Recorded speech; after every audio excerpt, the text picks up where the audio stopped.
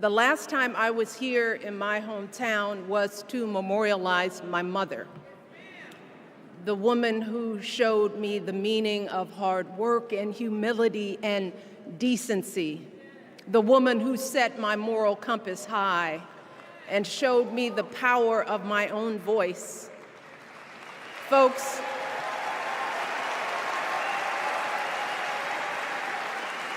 I still feel her loss so profoundly. I wasn't even sure if I'd be steady enough to stand before you tonight, but my heart compelled me to be here because of the sense of duty that I feel to honor her memory and to remind us all not to squander the sacrifices our elders made to give us a better future. You see, my mom, in her steady, quiet way, lived out that striving sense of hope every single day of her life. She believed that all children, all people have value, that anyone can succeed if given the opportunity. She and my father didn't aspire to be wealthy. In fact, they were suspicious of folks who took more than they needed. They understood that it wasn't enough for their kids to thrive if everyone else around us was drowning. So my mother volunteered at the local school. She always looked out for the other kids on the block. She was glad to do the thankless, unglamorous work that for generations has strengthened the fabric of this nation. The belief that if you do unto others, if you love thy neighbor, if you work and scrape and sacrifice, it will pay off. If not for you, then maybe for your children or your grandchildren. You see, those values have been passed on through family farms and factory towns, through tree-lined streets and crowded tenements, through prayer groups and National Guard units and social studies classrooms. Those were the values my mother poured into me until her very last breath. Kamala Harris and I built our lives on those same foundational values. Even though our mothers grew up an ocean apart, they shared the same belief in the promise of this country. That's why her mother moved here from India at 19. It's why she taught Kamala about justice, about the obligation to lift others up, about our responsibility to give more than we take. She'd often tell her daughter, "Don't sit around and complain about things. Do something." So, with that voice in her head, Kamala went out and she worked hard in school, graduating from an HBCU, earning her law degree at a state school. And then she went on to work for the people, fighting to hold lawbreakers accountable, strengthening the rule of law, fighting to get folks better wages, cheaper prescription drugs, a good education, decent health care, child care, elder care. From a middle-class household, Kamala worked her way up to become Vice President of the United States of America. My girl, Kamala Harris, is more than ready for this moment. She is one of the most qualified people ever to seek the office of the presidency. And she is one of the most dignified. A tribute to her mother, to my mother, and to your mother too. The embodiment of the stories we tell ourselves about this country. Her story is your story. It's my story. It's the story of the vast majority of Americans trying to build a better life. Look, Kamala knows, like we do, that regardless of where you come from, what you look like, who you love, how you worship, or what's in your bank account, we all deserve the opportunity to build a decent life. All of our contributions deserve to be accepted and valued. Because no one has a monopoly on what it means to be an American. No one.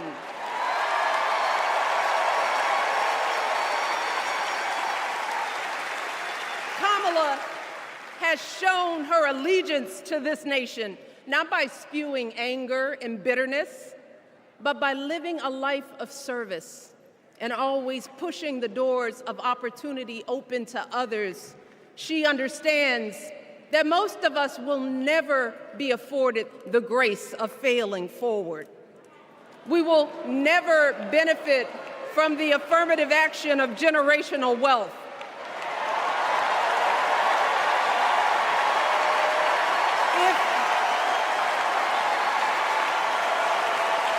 If we bankrupt a business or choke in a crisis, we don't get a second, third, or fourth chance. If things don't go our way, we don't have the luxury of whining or cheating others to get further ahead. No. We don't get to change the rules so we always win. If we see a mountain in front of us, we don't expect there to be an escalator waiting to take us to the top. No. We put our heads down. We get to work.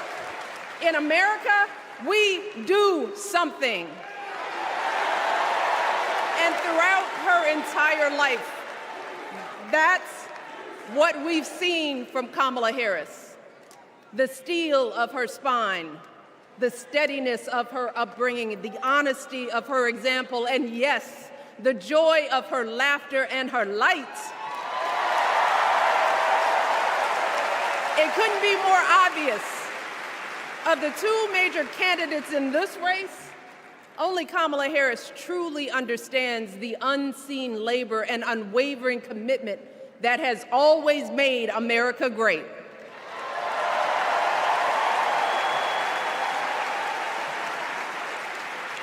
Now, unfortunately, we know what comes next.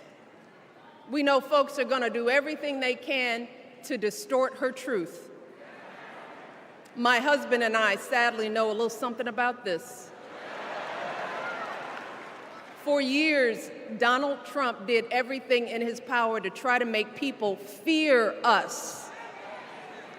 See, his limited, narrow view of the world made him feel threatened by the existence of two hard-working, highly educated, successful people who happen to be Black.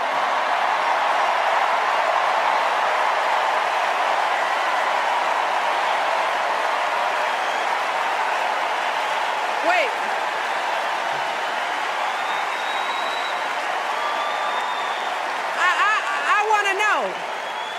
I want to know, who's going to tell him that the job he's currently seeking might just be one of those Black jobs?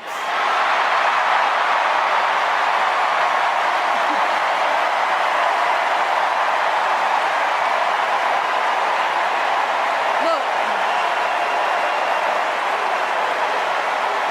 it's his same old con. His same old con. Doubling down on ugly, misogynistic, racist lies as a substitute for real ideas and solutions that will actually make people's lives better.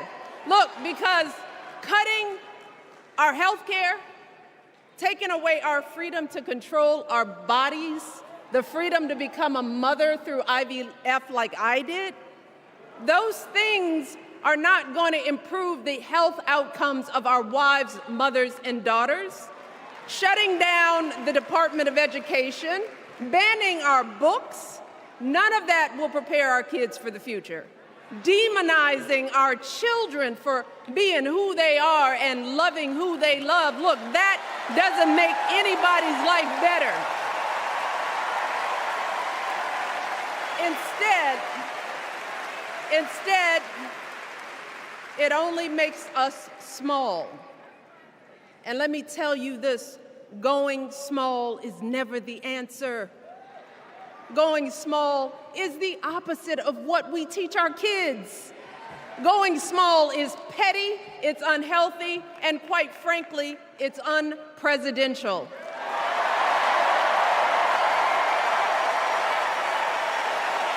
So, why would any of us accept this from anyone seeking our highest office? Why would we normalize that type of backward leadership? Doing so only demeans and cheapens our politics. It only serves to further discourage good, big-hearted people from wanting to get involved at all. America, our parents taught us better than that, and we deserve so much better than that. That's why we must do everything in our power to elect 2 of those good, big-hearted people. There is no other choice than Kamala Harris and Tim Walz. No other choice.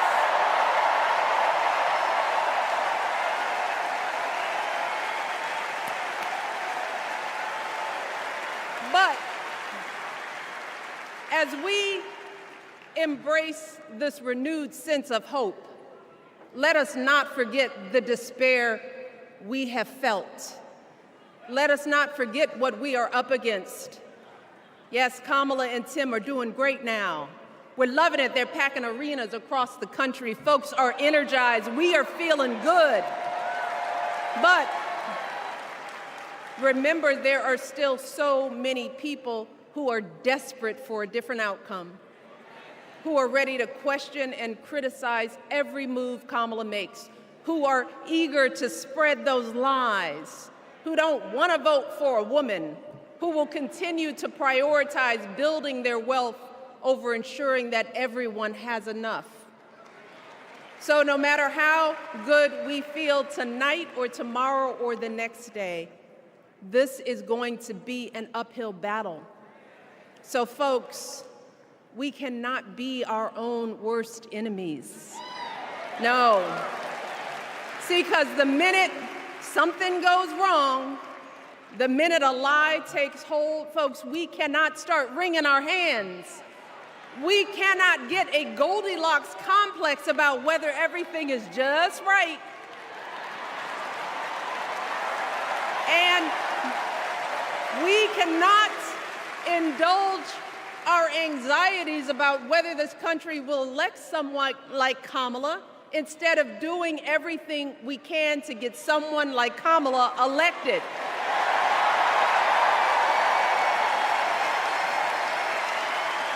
Kamala and Tim, they have lived amazing lives. And I am confident that they will lead with compassion, inclusion, and grace. But they are still only human. They are not perfect. And like all of us, they will make mistakes. But luckily, y'all, this is not just on them. No, this is up to us, all of us, to be the solution that we seek.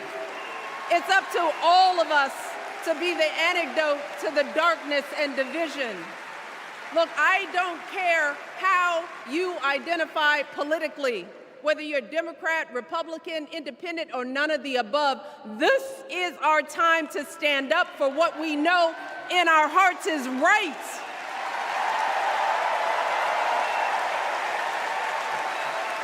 To stand up, not just for our basic freedoms, but for decency and humanity, for basic respect, dignity, and empathy, for the values at the very foundation of this democracy. It's up to us to remember what Kamala's mother told her. Don't just sit around and complain, do something. So, if they lie about her, and they will, we've got to do something. If we see a bad poll, and we will, we got to put down that phone and do something. If if we start feeling tired, if we start feeling that dread creeping back in, we gotta pick ourselves up, throw water on our face, and what? We only have 2.5 months, y'all, to get this done. Only 11 weeks to make sure every single person we know is registered and has a voting plan. So, we cannot afford for anyone America to sit on their hands and wait to be called. Don't complain if no one from the campaign has specifically reached out to you to ask you for your support. There is simply no time for that kind of foolishness. You know what you need to do. So, consider this to be your official ask. Michelle Obama is asking you, no, I'm telling y'all to do something.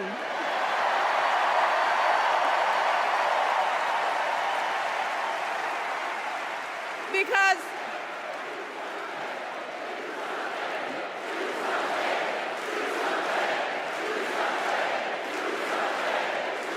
you all, this election is going to be close. In some states, just a handful, listen to me, a handful of votes in every precinct could decide the winner. So we need to vote in numbers that erase any doubt. We need to overwhelm any effort to suppress us. Our fate is in our hands. In 77 days, we have the power to turn our country away from the fear, division, and smallness of the past. We have the power to marry our hope with our action. We have the power to pay forward the love, sweat, and sacrifice of our mothers and fathers and all those who came before us. We did it before, y'all, and we sure can do it again. Let us work like our lives depend on it. And let us keep moving our country forward and go higher, yes, always higher than we've ever gone before as we elect the next President and Vice President of the United States, Kamala Harris and Tim Walz. Thank you all. God bless.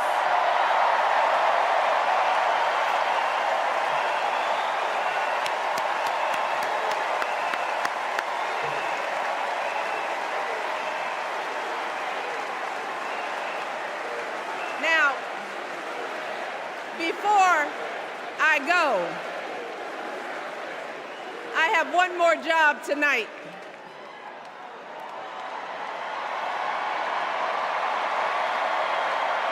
Yeah, one more job. You all, thank you for all the love, but it is now my honor to introduce somebody who knows a whole lot about hope. Someone who has spent his life strengthening our democracy, and let me tell you, as someone who lives with him, he wakes up every day, and thinks about what's best for this country. Please welcome America's 44th President and the love of my life, Barack Obama.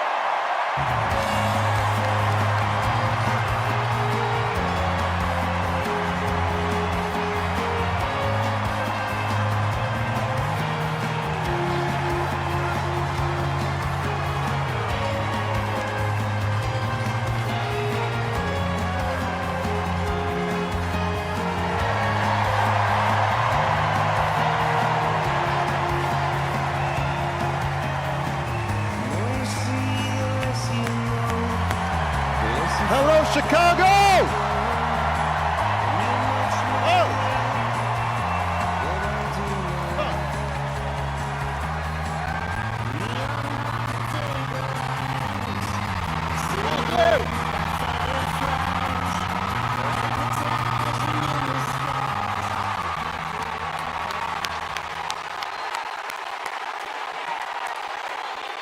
Thank you, thank you. Thank you, everybody. Thank you.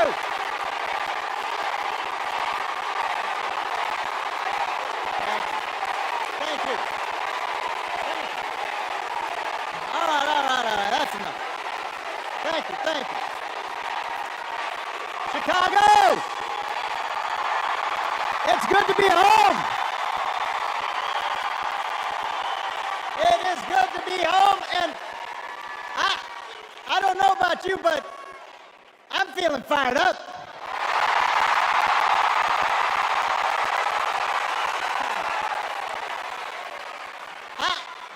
I am feeling ready to go.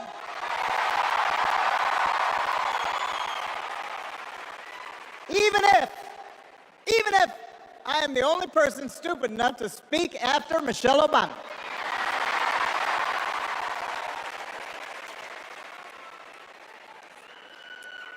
I am feeling hopeful because this convention has always been pretty good to kids with funny names who believe in a country where anything is possible. Because we have a chance to elect someone who has spent her entire life trying to give people the same chances America gave her. Someone who sees you and hears you and will get up every single day and fight for you. The next president of the United States of America, Kamala Harris.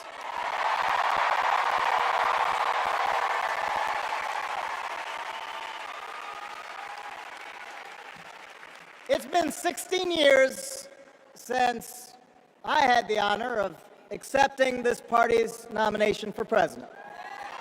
And I know that's hard to believe because I have not aged a bit. But it's true. And looking back, I can say without question that my first big decision as your nominee turned out to be one of my best. And that was asking Joe Biden to serve by my side as vice president.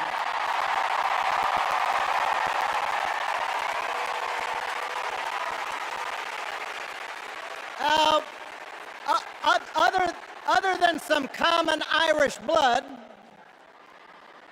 Joe and I come from different backgrounds, but we became brothers.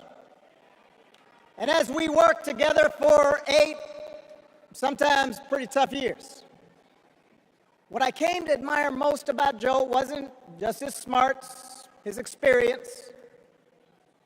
It was his empathy and his decency and his hard-earned resilience, his unshakable belief that everyone in this country deserves a fair shot.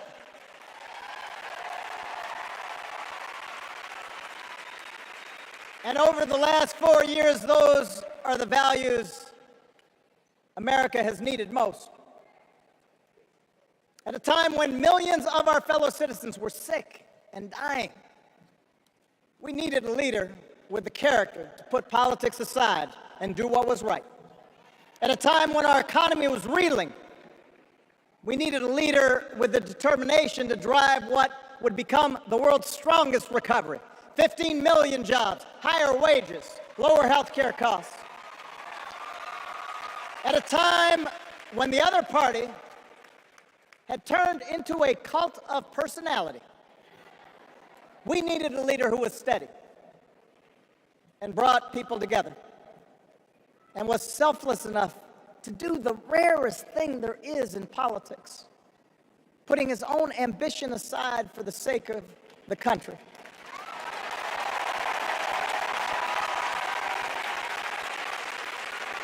History will remember Joe Biden as an outstanding president who defended democracy at a moment of great danger. And I am proud to call him my president, but I am even prouder to call him my friend.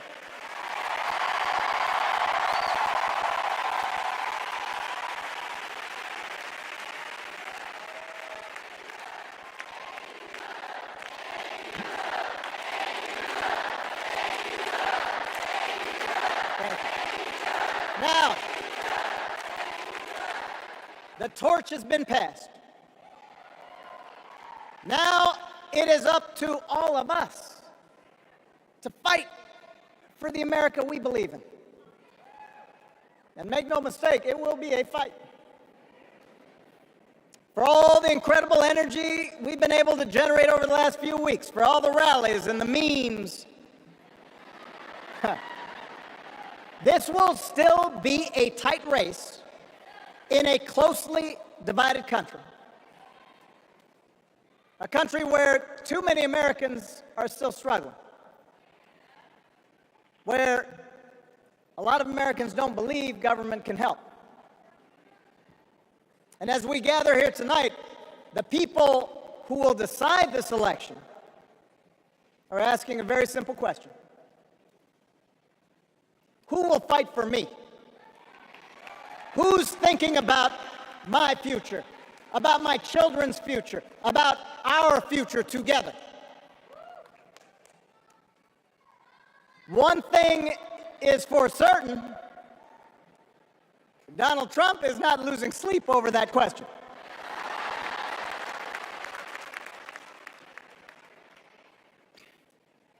Here's a 78-year-old billionaire who has not stopped whining about his problems since he rode down his golden escalator 9 years ago.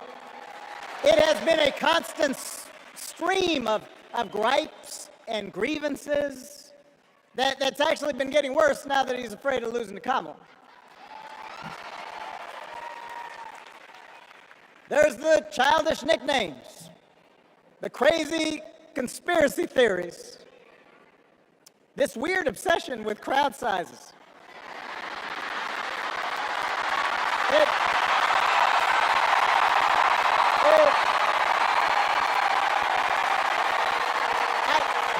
It just goes on and on and on. The other day I heard someone compare Trump to the neighbor who keeps running his leaf blower outside your window every minute of every day.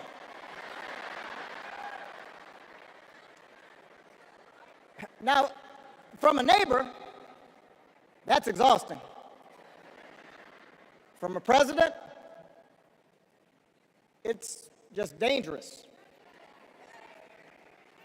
The truth is, Donald Trump sees power as nothing more than it means to his ends. He wants the middle class to pay the price for another huge tax cut that would mostly help him and his rich friends. He killed a bipartisan immigration deal written in part by one of the most conservative Republicans in Congress that would have helped secure our southern border because he thought trying to actually solve the problem would hurt his campaign. He doesn't. Do not boo. Vote.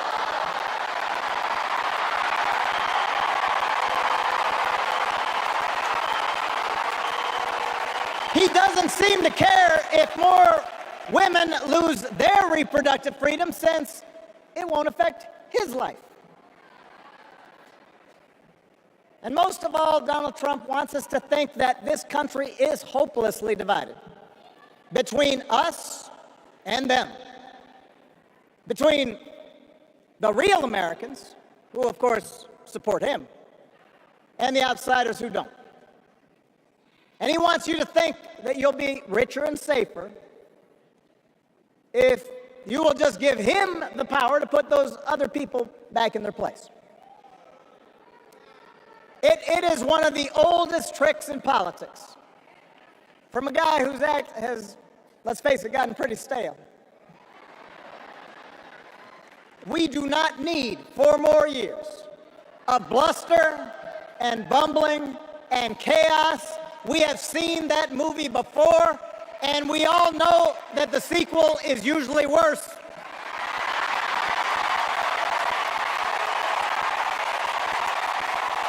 America's ready for a new chapter. America's ready for a better story. We are ready for a President Kamala Harris.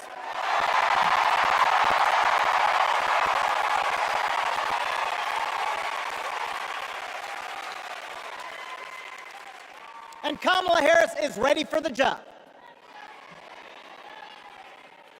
This is a person who has spent her life fighting on behalf of people who need a voice and a champion. As you heard from Michelle, Kamala was not born into privilege. She had to work for what she's got. And she actually cares about what other people are going through. She's not the neighbor running the leaf blower. She's the neighbor rushing over to help when you need a hand. As a prosecutor, Kamala stood up for children who had been victims of sexual abuse.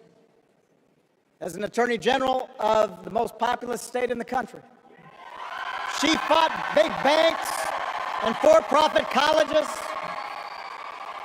securing billions of dollars for the people they had scammed.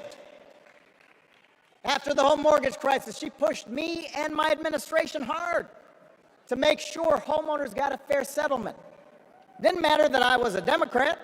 Didn't matter that she had knocked on doors for my campaign in Iowa. She was going to fight to get as much relief as possible for the families who deserved it.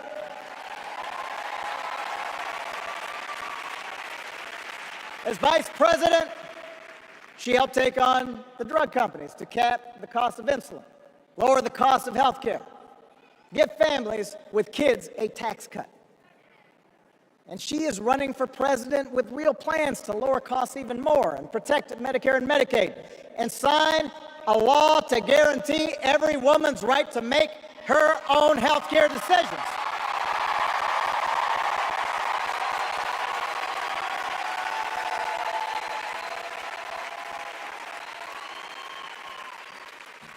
In other words, Kamala Harris won't be focused on her problems.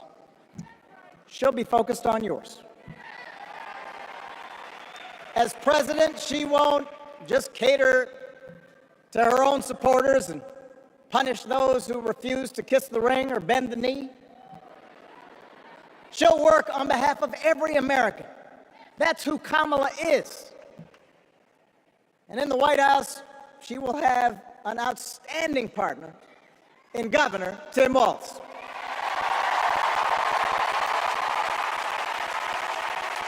Let me tell you something.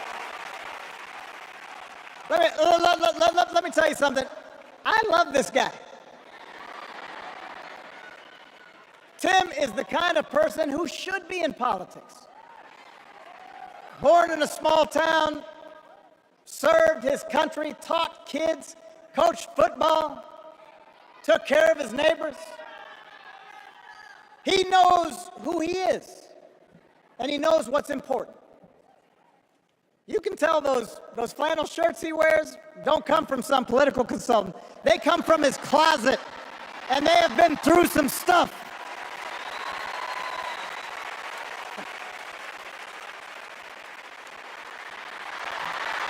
They have been through some stuff. That's right.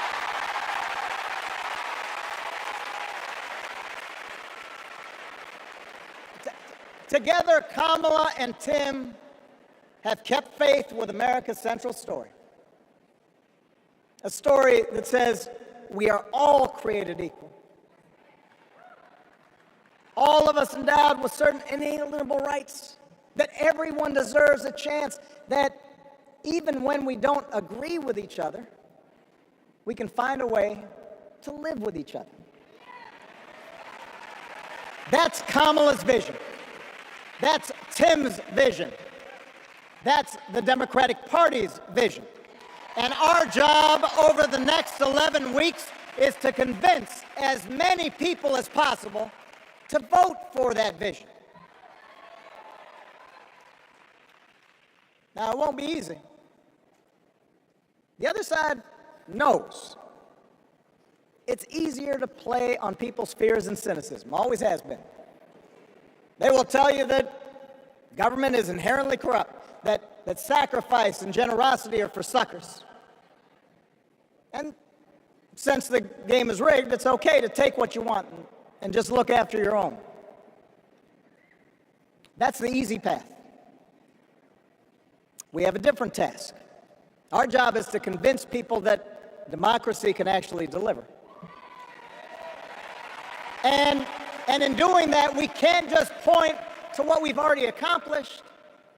We can't just rely on the ideas of the past. We need to chart a new way forward to meet the challenges of today. And Kamala understands this. She knows, for example, that if we want to make it easier for more young people to buy a home, we need to build more units and clear away some of the outdated laws and regulations that made it harder to build homes for working people in this country. That is a priority, and she's put out a bold new plan to do just that.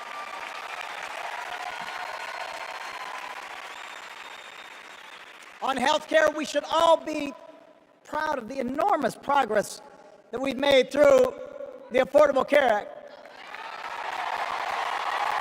providing millions of people access to affordable coverage, protecting millions more from unscrupulous insurance practices. And I noticed, by the way, that since it's become popular, they don't call it Obamacare no more.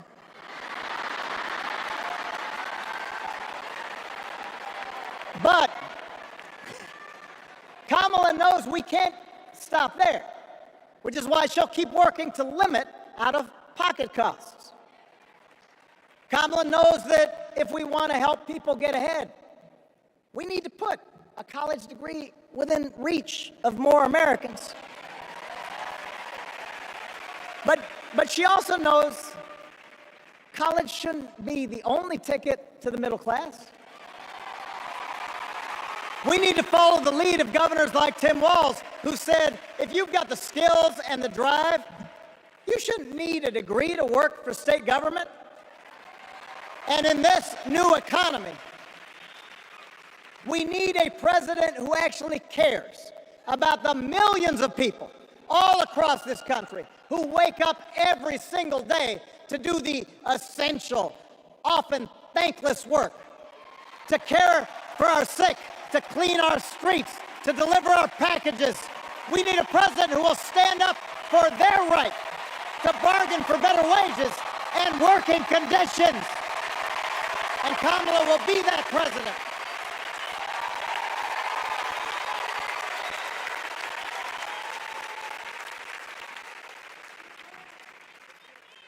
Yes, she can.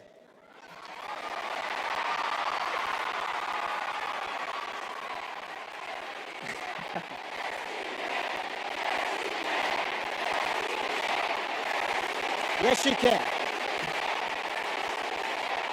A Harris-Walz administration can help us move past some of the tired old debates that keep stifling progress. Because at their core, Kamala and Tim understand that when everybody gets a fair shot, we are all better off. They understand that when every child gets a good education, the whole economy gets stronger. When women are paid the same as men for doing the same job, all families benefit.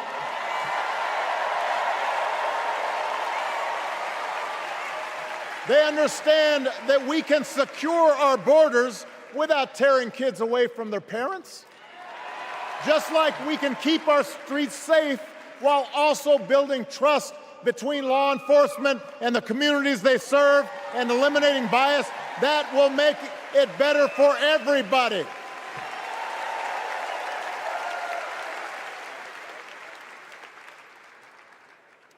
Donald Trump and his well-heeled donors, they don't see the world that way. For them, one group's gains is necessarily another group's loss. For them, freedom means that the powerful can do pretty much what they please, whether it's fire workers trying to organize a union or put poison in our rivers or avoid paying taxes like everybody else has to do. Well, we have a broader idea of freedom. We believe in the freedom to provide for your family if you're willing to work hard. The freedom to breathe clean air and drink clean water and send your kids to school without worrying if they'll come home. We believe that true freedom gives each of us the right to make decisions about our own life how we worship, what our family looks like, how many kids we have, who we marry. And we believe that freedom requires us to recognize that other people have the freedom to make choices that are different than ours. That's okay.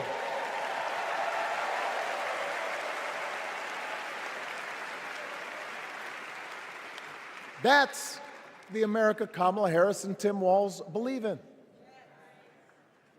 An America where we, the people, includes everyone. Because that's the only way this American experiment works. And despite what our politics might suggest, I think most Americans understand that. Democracy isn't just a bunch of abstract principles and dusty laws in some book somewhere. It's the values we live by. It's the way we treat each other, including those who don't look like us, or pray like us, or see the world exactly like we do.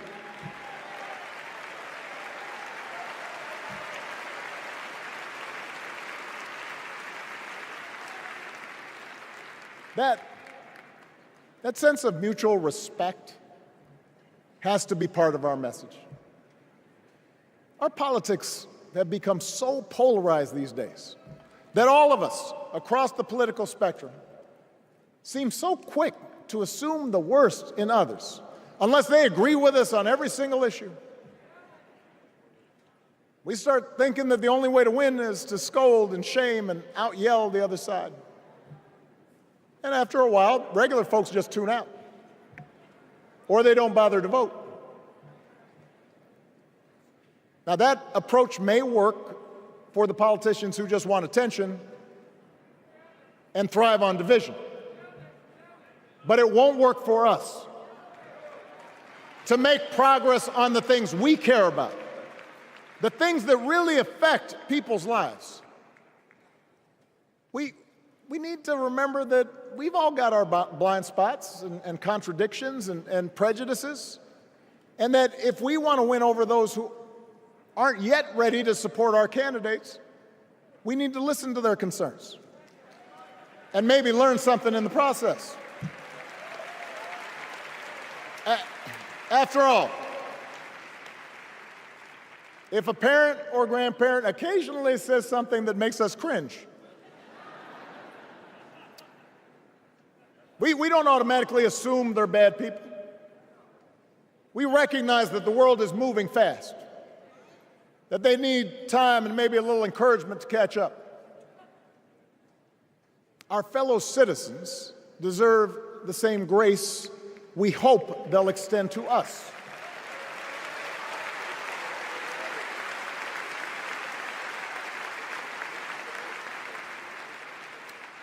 That's how we can build a true democratic majority, one that can get things done. And by the way, that does not just matter to the people in this country. The rest of the world is watching to see if we can actually pull this off.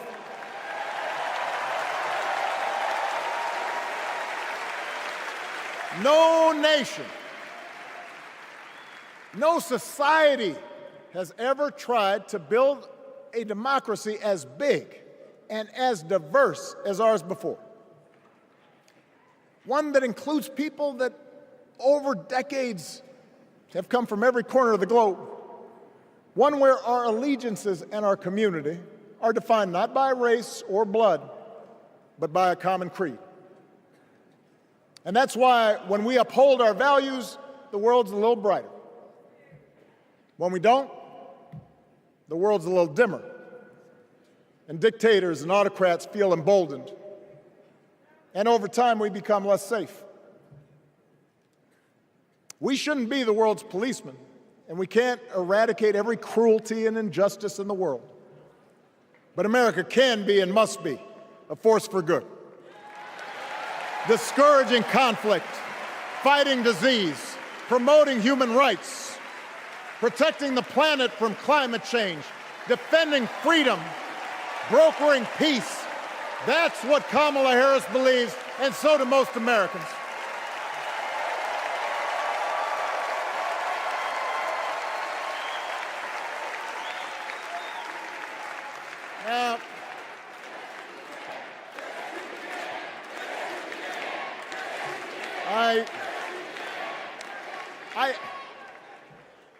I, I, I know these ideas can feel pretty naive right now. We live in a time of such confusion and rancor, with a culture that puts a premium on things that don't last. Money, fame, status, likes. We chase the approval of strangers on our phones. We build all manner of walls and fences around ourselves, and then we wonder why we feel so alone.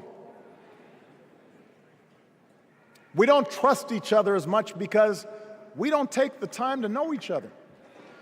And in that space between us, politicians and algorithms teach us to caricature each other and troll each other and fear each other. But here's the good news, Chicago. All across America, in big cities and small towns, away from all the noise, the ties that bind us together are still there. We still coach Little League and look out for our elderly neighbors. We still feed the hungry in churches and mosques and synagogues and temples. We share the same pride when our Olympic athletes compete for the gold. Because the vast majority of us do not want to live in a country that's bitter and divided. We want something better. We want to be better. And the joy and the excitement that we're seeing around this campaign tells us we're not alone. You know, I've spent a lot of time thinking about these past few months because, as Michelle mentioned, this summer we lost her mom, Ms. Marion Robinson. And I don't know that anybody has ever loved their mother-in-law any more than I love mine. Mostly it's because she was funny and wise and the least pretentious person I knew. That, and she always defended me with Michelle when I messed up. I'd hide behind her.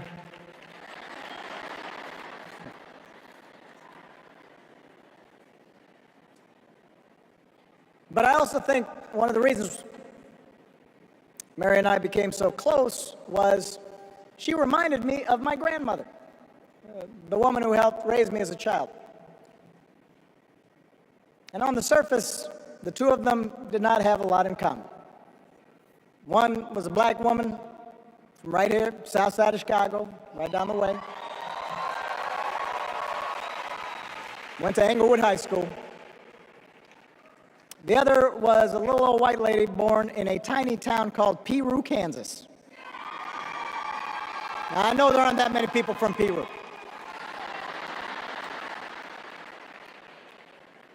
And yet they shared a basic outlook on life. They were strong, smart, resourceful women, full of common sense, who, regardless of the barriers they encountered, and women growing up in the 40s and 50s and 60s, they encountered barriers. They still went about their business without fuss or complaint and provided an unshakable foundation of love for their children and their grandchildren. In that sense, they both represented an entire generation of working people who, through war and depression, discrimination and limited opportunity, helped build this country. A lot of them toiled every day at jobs that were often too small for them and didn't pay a lot. They willingly went without just to keep a roof over their families' heads, just to give their children something better.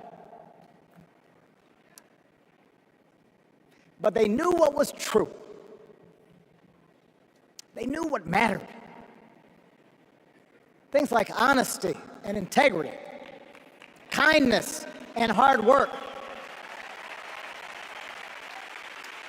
They weren't impressed with braggarts or bullies. They didn't think putting other people down lifted you up or made you strong. They didn't spend a lot of time obsessing about what they didn't have. Instead, they appreciated what they did. They found pleasure in simple things. A card game with friends, a good meal, and laughter around the kitchen table. Helping others. And most of all, seeing their children do things and go places that they would have never imagined for themselves.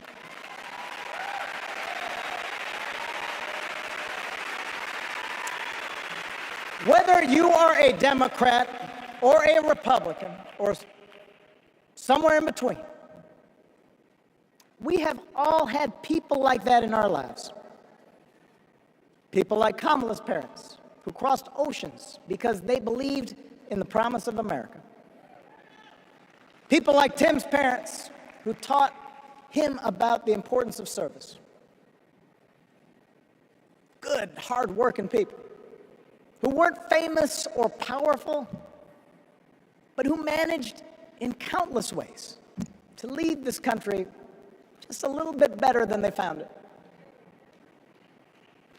As much as any policy or program, I believe that's what we yearn for. A return to an America where we work together and look out for each other. A restoration of what Lincoln called, on the eve of Civil War, our bonds of affection. An America that taps what he called the better angels of our nature. That is what this election is about. And I believe that's why, if we each do our part over the next 77 days, if we knock on doors, if we make phone calls, if we talk to our friends, if we listen to our neighbors, if we work like we've never worked before, if we hold firm to our convictions, we will elect Kamala Harris as the next President of the United States, and Tim Walz as the next Vice President of the United States. We will elect leaders up and down the ballot who will fight for the hopeful, forward-looking America we all believe in, and together we too will build a country that is more secure and more just, more equal, and more free. So let's get to work. God bless you. And God bless the United States of America.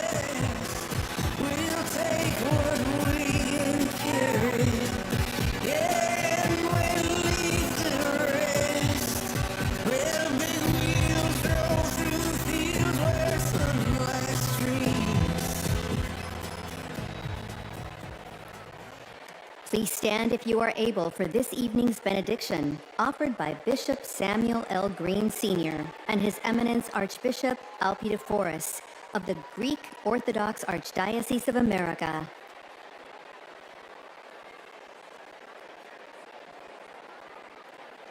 God of our weary years, God of our silent tears, Thou who has brought us thus far along the way.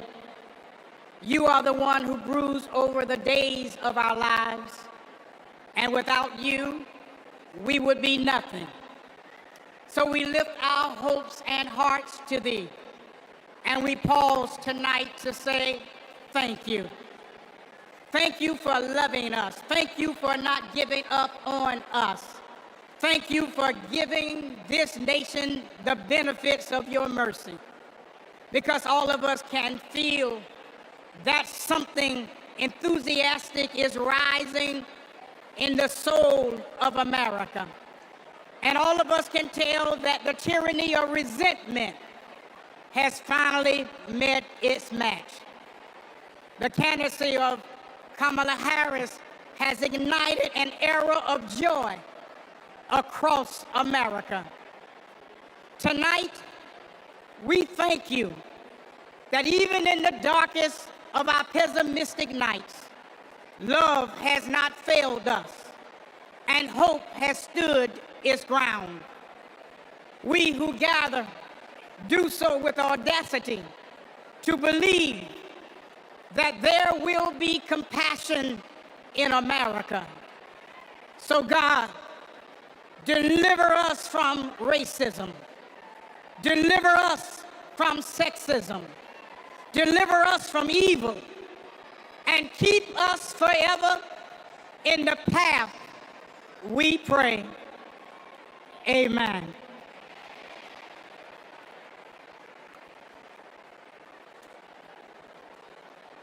It is now time to pray to the Lord.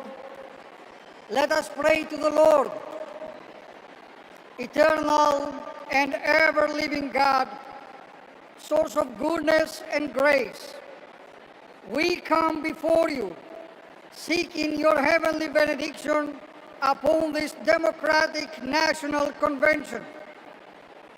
Grant unto the nominee for President of these United States, Vice President Kamala Harris, and her running mate, Governor Tim Walz, to pursue the highest offices in the land with love, with hope, and with faith in our nation. Grant unto the delegates to engage with their fellow citizens in a spirit of joy and duty, always seeking the best for our country. We also ask special blessings upon President Joseph Biden, First Lady Jill Biden, and their family, for he has given a lifetime of service and of sacrifice to the American people, and has stood with nobility and integrity upon the international stage to lead in the best traditions of the United States. Finally, we ask that you protect and defend the armed forces who protect and defend us, so that in peace and security we may offer to you, the one true God, the praise that is in your due. Amen.